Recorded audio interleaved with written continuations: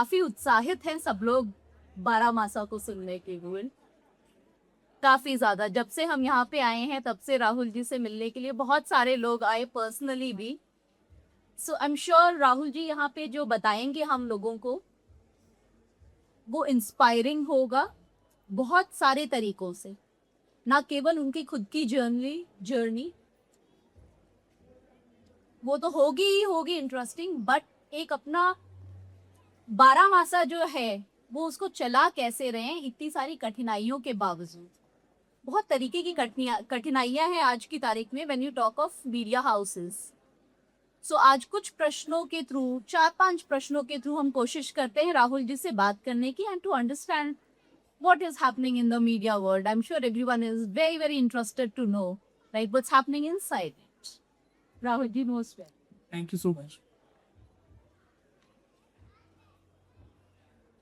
So, just to give you a perspective, हम लोग इस समय दुनिया में क्या चल रहा है. So basically, the media industry is undergoing a period of profound transformation. चाहे वो AI की वजह से हो, चाहे टेक्नोलॉजिकल एडवांसमेंट हो, चाहे यूजेज ऑफ डिफरेंट मेथड्स हो इंफॉर्मेशन को देने का. We have television, we have podcasts, we have YouTube, we have various mediums of communicating with our audiences. So now, Rahul ji आपसे एक प्रश्न है. प्रश्न से पहले छोटी सी एक भूमिका है कि आपका सोशल मीडिया पे प्लेटफॉर्म है और कहा जाता है कि कंज्यूमर बिहेवियर बहुत इम्पोर्टेंट है. अरे बता के तो और जेंजी का भी एक रोल उभर के आ रहा है इस समय. सो जेंजी तो बाद में आए, उससे पहले राहुल ने अपनी जर्नी शुरू करी है. राहुल जी से समझेंगे कि उनकी खुद की जर्नी कैसी थी. आप प्लीज जनता को बताइए, हमारे प्यारे ऑडियंस को बताइए कि आपने कहाँ से शुरुआत करी. उत्तराखंड के ही बच्चे हैं और बारामासा को आज की तारीख में चला रहे हैं. Almost everybody knows what Baramasa is, what it stands for. Rahul ji please go on. सबसे पहले तो आयोजकों का बहुत बहुत शुक्रिया कि ALF जैसा इतना कमाल का प्लेटफॉर्म आप लोगों ने तैयार किया है. बहुत बहुत बधाई आप लोगों को कि लगातार ये हर साल प्रोग्रेस कर रहा है और लगातार इतना अच्छा प्लेटफॉर्म हर एक इंटेलेक्चुअल फील्ड से जुड़े तमाम जर्नलिज्म से लेकर के साहित्य तक और तमाम तरह की चर्चाओं को एक ऐसा मंच देने के लिए बहुत बहुत शुक्रिया आप सभी लोगों का. मेरी पर्सनल जर्नी बारामासा से पहले जर्नलिज्म में लगभग एक दशक की और रही है. मैंने पढ़ाई यहीं से की. इनफैक्ट पास में ही रानीखेत में बिरला कॉलेज स्कूल है, वहाँ से मेरी स्कूलिंग हुई. उसके बाद ग्रेजुएशन पोस्ट ग्रेजुएशन देहरादून से हुआ और उसके बाद लगभग एक दशक तक जिसको हम so called main stream media बोलते हैं, उस मेन स्ट्रीम मीडिया में लगभग एक दशक का सफ़र रहा. और उसके बाद वापस आकर अभी लगभग 3.5 साल पहले मैंने ये शुरू किया बारामासा नाम का प्लेटफॉर्म. और उसको शुरू करने का जो सबसे बड़ा मोटिव था वो ये था कि दिल्ली में रहते हुए जिस तरह का कंटेंट में अपने राज्य का मिस करता था कि वो नहीं मिल पा रहा है वहाँ पर, उसका वैक्यूम काफ़ी बड़ा था. और हमारी कोशिश बस छोटी सी यही थी कि उस वैक्यूम को जितना हो सके उतना भरने की कोशिश करें. और ऑडियंस ने, लोगों ने बहुत समर्थन दिया, बहुत प्यार दिया. हमने जिस तरह के प्रोग्राम्स बनाए उन प्रोग्राम्स को बहुत सपोर्ट मिला. और उससे हमारे ये विश्वास, जैसा आपने अभी हल्का सा जिक्र भी किया कि सोशल मीडिया पे कंज्यूमर बिहेवियर देखते हुए कंटेंट बहुत ज़्यादा बनाया जाता है, लेकिन उसका एक अपवाद भी है कि अगर आप इस तरह का कंटेंट बनाओ जिस पर आपको खुद विश्वास हो कि ये लोगों के लिए बेहतर होगा, तो वो भी अपनी एक नई तरह की ऑडियंस बनाता है. और बारामासा उसका एक उदाहरण है कि हमने वो नहीं किया जो बाकी सारे लोग लगातार उस कंज्यूमर बिहेवियर को समझते हुए कर रहे थे, बल्कि कुछ अलग तरीके के कंटेंट पे काम करना चाहा. और उसका परसेप्शन, उसका रिसेप्शन लोगों के बीच में बहुत वेलकमिंग रहा. मैं यहाँ पे एक छोटा सा उदाहरण देना चाहूंगी. प्रोफेसर दिनेश कुमार IIM बैंगलोर के एक ऑथर थे ऑफ अ केस स्टडी जिसने एनालाइज किया था impact of social media on film promotion, conducted by the faculties of IIM Bangalore, and that study was published in Harvard business publishing. And this was carried out with specific reference to the Vikram Bhatt Directorate 1920 Evil Returns, the second movie of the 1920 franchise. So now, professor Dinesh ने उस समय ये बोला था कि keeping pace with consumer trends was as important as keeping pace with technology. So how do you select news Baramasa के लिए without bothering about the viewer count? Is that even possible? Yes, it is possible because हम लोगों का जो model है बहुत अलग अलग तरीके से अलग अलग मॉडल्स काम करते हैं. देखिए, टीवी के लिए आईज बॉल बहुत इंपॉर्टेंट है, क्योंकि अगर टीवी को आई बॉल नहीं मिलेंगी, मतलब नंबर काउंट नहीं मिलेगा, टीआरपी रेटिंग गिरेगी, तो उनका पूरा बिजनेस मॉडल भरभरा के गिर जाएगा. इसलिए उनकी मजबूरी हो जाती है उसी को फॉलो करना जो कंज्यूमर बिहेवियर है. लेकिन जिस तरह का प्लेटफॉर्म बारामासा है, वहां पर हम लोग आई बॉल्स के या नंबर्स के पीछे नहीं भागते, क्योंकि हमारा रेवेन्यू मॉडल डायरेक्टली उससे इफेक्ट नहीं हो रहा है. तो हम कई ऐसे इंटरव्यूज करते हैं जिन इंटरव्यूज को करते हुए भी हमें पता है कि बहुत सीमित वर्ग है जो इसे देखेगा, बहुत सीमित वर्ग है जो इस तरह के सब्जेक्ट पे इंटरेस्ट लेगा. लेकिन हमें उसे करते हुए घबराहट इसलिए नहीं होती क्योंकि उससे हमारा रेवेन्यू मॉडल पे डायरेक्टली फर्क नहीं पड़ रहा है. जैसे आपने फिल्मों का उदाहरण दिया, फिल्म अब प्रमोशन के लिए आप देखते होंगे कि सोशल मीडिया प्लेटफॉर्म्स पर हर एक एक्टर, कोई भी नई फिल्म आती है तो सोशल मीडिया इन्फ्लुएंसर्स तक को वो लोग यूज करते हैं, बिकॉज वो ट्रेंड कर रहा है. और फिल्म जो है वो प्योरली बाजार है, वो मार्केट है. तो हमने कोशिश ये की है कि बारामासा को और मार्केट को थोड़ा सा सेपरेट रखा जाए.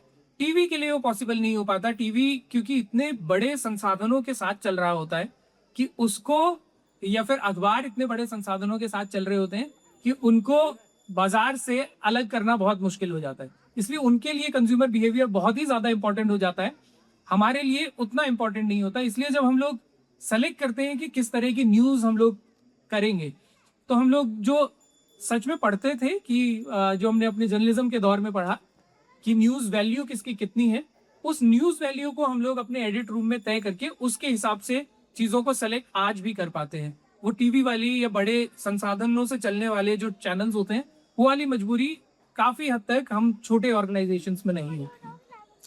उत्तराखंड के व्यूअर्स का कितना सपोर्ट आपको मिल रहा है Baramasa in terms of watching your programs, in terms of connecting with you through your programs? आपको क्या लगता है? बहुत ही अच्छा रिसेप्शन है. मतलब अभी 3-4 साल की जर्नी है बारामासा की, 3-4 साल की जर्नी है बारामासा की, और मैं बहुत अच्छे से, बहुत प्राउडली ये कह सकता हूँ कि बारामासा को नंबर्स के हिसाब से भी जो बड़े बड़े चैनल्स की स्टेट विंग्स हैं, मतलब उसमें बड़े बड़े ग्रुप्स जो हैं भारत के, उनके जो उत्तराखंड वाले वर्टिकल हैं, उनसे ज्यादा व्यूअरशिप बारामासा को मिल जाती है. तो इतना अच्छा रिस्पॉन्स तो है. वंडरफुल. अब बढ़ते हैं एक बहुत ही इंटरेस्टिंग क्वेश्चन की तरफ, जो कहता है कि मीडिया हाउसेस बढ़ते जा रहे हैं, पब्लिकेशंस बढ़ती जा रही हैं. सो सिर्फ कहने के लिए नहीं, बट साइंटिफिकली भी अगर ये चीज कही गई है, थोड़ा सा पर्सपेक्टिव लाते हैं कि ऑक्सफोर्ड की रिसर्च एनसाइक्लोपीडिया, जो कि जून 28, 2021 को पब्लिश हुई थी, उसको मैं कोट कर रही हूँ. उसमें वो कहते हैं, since the late 1990s the news media landscape in India has experienced widespread and arguably transformative shift that manifests in the explosive growth of media outlets and consumption at both national and regional level. हम सब agree करते हैं इस चीज को कि बहुत अच्छे से स्प्रेड हो गया है मीडिया हर जगह. नाउ अब आते हैं फैक्ट्स पे, जो कि बहुत ही इंपॉर्टेंट है. ये फैक्ट्स, ये 2021 की मैं बात कर रही हूँ, आया था ये पेपर में. तो ऑक्सफोर्ड वाले कहते हैं, the country has over 1 lakh registered periodicals and newspapers with 17,000 dailies that report a combined circulation of over 240 million copies, according to the government data, as well as an estimated 400 news and current affairs channels and numerous news-related websites.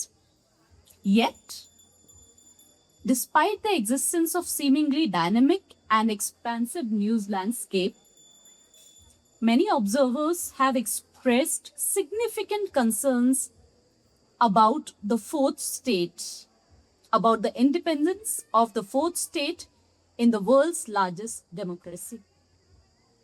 ये थोड़ा सा विचित्र हो जाता है कि हमारे पास बहुत सारे मीडिया आउटलेट्स हैं, पर फिर भी लोग कह रहे हैं कि नहीं, independence of the fourth state एक कंसर्न है. हाउ डिस इंफॉर्मेशन कैंपेन्स जो है वो सिंसियर न्यूज मेकर्स को कैसे इम्पैक्ट करता है? इतना ज्यादा इम्पैक्ट करता है कि अब आप देखिए कि कुछ वेबसाइट सिर्फ फैक्ट चेकिंग के लिए अलग से बन चुकी है। वो बाकायदा अब लोगों का एक पूरे टाइम का काम हो चुका है कि वो फैक्ट चेक, लगातार फैक्ट चेक करें। ऐसी कई वेबसाइट्स और कई ऑर्गेनाइजेशंस हैं जिनका अब फुल टाइम सारे लोग मिलके सिर्फ यही काम कर रहे हैं कि उनको फैक्ट चेक करना है। क्योंकि ये जो जितना सुलभ इसने बनाया है इंटरनेट के आने के बाद चीज़ों को, वो दुधारी तलवार है। अब क्या होता है, पहले ये होता था कि न्यूज़ देने वाले 5 लोग हैं, इन 5 को अगर कंट्रोल कर लिया जाए तो नैरेटिव सेट किया जा सकता है। अब 5 के काउंटर में 5000 आ गए हैं। 5000 को करना तो पॉसिबल है नहीं, उनमें कोई ना कोई तो विद्रोही होगा ही। तो उस विद्रोह को काउंटर करने के लिए बड़ा अच्छा तरीका, सारी पॉलिटिकल पार्टीज, आप किसी का भी नाम लीजिए, हर पॉलिटिकल पार्टी का अब एक आईटी सेल होता है।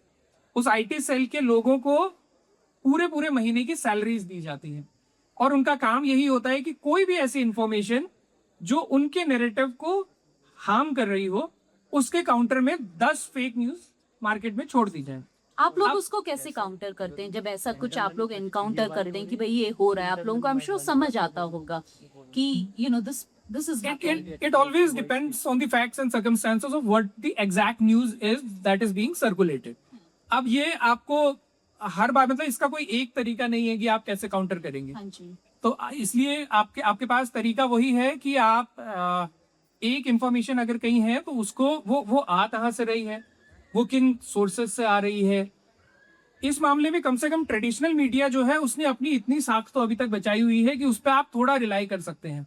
उस पर आप ऐसे रिलाई कर सकते हैं कि जो बड़े भारत के चैनल्स रहे हैं, जो पारंपरिक मीडिया के चैनल्स रहे हैं, उनकी वेबसाइट्स पे कुछ आ रहा है तो फर्जी तो नहीं होगा। हालांकि ऐसे भी उदाहरण रहे हैं पिछले कुछ समय में कि वो भी फेक निकला है, लेकिन उसकी प्रोबेबिलिटी और चांसेस फिर भी कम है। लेकिन सोशल मीडिया पे उसे आइडेंटिफाई करना बहुत ज्यादा मुश्किल इसलिए हो जाता है क्योंकि जिन आईटी सेल्स का मैंने आपको नाम बताया, एक आदमी के नाम से, मतलब अलग अलग नामों से एक आदमी कम से कम 20 सोशल मीडिया की आईडीज को हैंडल करता है। अब वो चैलेंज हम भी फेस करते हैं कि मान लीजिए कि हमारा एक वीकली प्रोग्राम आता है एक्स्ट्रा कवर के नाम से। एक्स्ट्रा कवर का एक एपिसोड आया, उस एपिसोड के बाद अगले नेक्स्ट डे उस पर उसके ऑपोजिट कमेंट्स आना शुरू हो जाते हैं, मतलब criticising comments which are clearly as a PR of some particular political party और सम पर्टिकुलर गवर्नमेंट। और वो वही एक ही कमेंट होता है, उस कमेंट को थोड़ा थोड़ा भाषा का ट्वीक करते हुए कम से कम 15 अकाउंट से करवाया जाता है, हर थोड़ी देर में करवाया जाता है। जो उस कमेंट को जो कर रहा है, क्योंकि सोशल मीडिया का एल्गोरिदम भी बड़ी अलग तरीके से काम करता है। आप जितना उसके साथ इंटरेक्ट करेंगे उतना वो ज्यादा और वायरल होगा, बी इट पॉजिटिव और बी इट नेगेटिव। तो मतलब ये तो आप सब लोगों को भी, जो भी सोशल मीडिया हैंडल करते हैं, उनको एक सजेशन भी है कि आपकी पोस्ट पे कभी भी नेगेटिव कमेंट्स आए, उनको एंटरटेन ही मत कीजिए, क्योंकि जितना आप एंटरटेन करेंगे वो उतना वायरल होगा और वो उतना आपको भी, मतलब आपको मेंटली भी परेशान करेगा आगे जाके। तो जो पॉजिटिव कमेंट्स हैं उनको रिप्लाई कीजिए, उनके साथ एंगेज होइए, क्योंकि वो फिर उसी हिसाब से एल्गोरिदम काम करता है और वही कमेंट्स ऊपर चले जाते हैं। लेकिन वो जो नेगेटिव कमेंट्स हैं, किसी ने आपको कुछ बोला, किसी ने कुछ नेगेटिव कमेंट किया, the moment you start interacting with them, उसके साथ वो और ज्यादा वायरल होना शुरू हो जाते हैं। और ऐसे पिछले कुछ समय में तो ऐसे बहुत लोग ऐसे हुए हैं जिनको, जो ट्रोलर्स, ट्रोल एक टर्म सभी लोगों ने सुना होगा। वो जो ट्रोल एक टर्म पिछले कुछ समय में आया था, वो ट्रोलर्स अब अच्छी जगह जाके स्पोक्स पर्सन बन रहे हैं। क्यों? क्योंकि वो ट्रोलर्स के साथ में लोग एंगेज होते गए, उनको वैलिडेशन मिलता गया। उस वैलिडेशन से बचने का तरीका अपने ही हाथ में है कि you understand that this comment which is coming so negatively, कि जिसका मतलब मेरिट पे कोई क्रिटिसाइज करे तो उसे स्वीकार किया जाना चाहिए। लेकिन एक ट्रोल की भाषा समझ में आती है, उसको एंगेज ना करें, that is the best way of doing. प्रधानमंत्री जी बस 800 किलोमीटर चले तो अगला बोलेगा 1200 चले थे, अगला बोलेगा 1600 चले थे। और कंपटीशन को ऐसा बना दिया गया कि अब उनसे ज्यादा आईबॉल्स लेनी है, क्योंकि अब वो बिगेस्ट विज्ञापन दाता हो चुके हैं। और सीधे ये तरीका भी अपनाया जाता है कि जो चैनल सरकार के पक्ष में विज्ञापन नहीं दिखा रहा है, सरकार के पक्ष में खबरें नहीं दिखा रहा है, उनके विज्ञापन को कर्टेल किया जा रहा है। अभी कुछ समय पहले मेन स्ट्रीम मीडिया में सुमित अवस्थी जी का नाम आप बहुत लोगों ने सुना होगा, बड़े एंकर रहे हैं इंडिया के। उन्होंने बहुत ओपनली मेन स्ट्रीम मीडिया में रहते हुए ऑन रिकॉर्ड एक इंटरव्यू में ये बात बोली कि हम लोग खुशी से गोदी मीडिया नहीं है, हम लोग मजबूरी में गोदी मीडिया है, क्योंकि हमें वहीं से विज्ञापन मिलता है, इसलिए उनकी गानी पड़ती है। तो इतनी स्वीकार्यता तो आप वहां से ओपनली आ रही हैं कि वो अब और ये सारा हो रहा है सिर्फ इसलिए क्योंकि मैं जेन्युइनली बताऊं, हमारे बहुत सारे दोस्त उन्हीं मीडिया हाउसेस में काम करते हैं, मेन स्ट्रीम में काम करते हैं, जो लगातार परेशान है उससे। वो नहीं, कोई भी पत्रकार क्यों चाहेगा कि वो पत्रकारिता के अलावा बाकी सब कुछ करे, वही उसे करना होता तो वो प्रसून जोशी जी की तरह किसी एड एजेंसी में जाता, विज्ञापन लिखता, ज्यादा पैसा कमाता, वो पत्रकारिता नहीं करता, वो वही करता। लेकिन वो परेशान इसलिए है क्योंकि उनके ऊपर बर्डन है, भाई फैमिली चलानी है तो सैलरी लेनी है, सैलरी वहां से आएगी जहां से एडिटोरियल तय होगा, एडिटोरियल कहां से तय होगा, सारे बड़े मीडिया हाउसेस को कौन ओन कर रहा है, या तो अंबानी जी ओन कर रहे हैं या अडानी जी ओन कर रहे हैं। तो अब जो एडिटोरियल सेटअप है वो सेट ही लगभग उस पैरामीटर से होना शुरू होता है, तो वहां से होना शुरू होता है, स्कोप ही बहुत कम बचता है। उसका ऑल्टरनेट क्या है? अब मतलब बड़ा सवाल ये है कि इसका ऑल्टरनेट क्या है, ये अगर ऐसे ही चलता रहा तो अब आप ग्लोबली देखिए कि ग्लोबली लोगों ने, बड़े बड़े media houses, wall street journal से लेकर न्यूयॉर्क टाइम्स तक, अपना कंटेंट पे वॉल के पीछे डालना शुरू कर दिया है कि आपको आप सब कुछ फ्री में नहीं मिलेगा। अगर आपको अच्छी न्यूज चाहिए तो you should pay for it. आप सब चीजों के लिए पैसा देते हैं, हर एक चीज के। आप फिल्म देखने जाते हैं, एक फिल्म देखने का 500 रुपए का टिकट खर्च करके आ जाते हैं, लेकिन न्यूज सबको फ्री में क्यों चाहिए? तो अगर आपको अच्छी न्यूज चाहिए तो अच्छे न्यूज ऑर्गेनाइजेशंस खड़े होने चाहिए, और उनको खड़ा करने के लिए पब्लिक सपोर्ट बहुत ज्यादा जरूरी है। कि आप लोग ये मान के चलिए कि अगर आप किसी का भी पेड सब्सक्रिप्शन लेते हैं तो आप एक्सपेक्ट भी कर सकते हैं कि ये बिना किसी विज्ञापन के दबाव के या बिना किसी इन्फ्लुएंस के दबाव के, ये मीडिया हाउस है, मेरे खर्चे पर चल रहा है, मैं इसके लिए पे करता हूं, मैं हर महीने 300 रुपए 400 रुपए का पेड सब्सक्रिप्शन इसका लिया है, तो ये जनता के पक्ष की बात करेगा। इसका रेवेन्यू मॉडल उस पे खड़ा हो गया है, एक ऑल्टरनेट मॉडल पे खड़ा हो गया है। विज्ञापनों से डिपेंडेंसी जब तक खत्म नहीं होगी, मीडिया की स्थिति सुधरेगी नहीं। बहुत ही अच्छे से समझाया राहुल ने। कह लें इन्हीं शब्दों के साथ हमारे इन दोनों मेहमानों का एक बार पुनः बहुत बहुत धन्यवाद।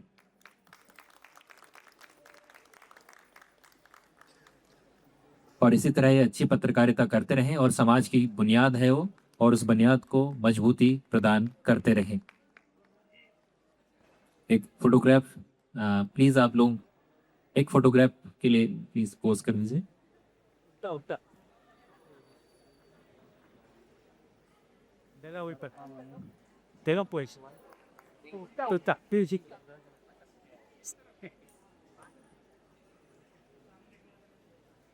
एक बार जोरदार तालियां हो जाएं। Thank you.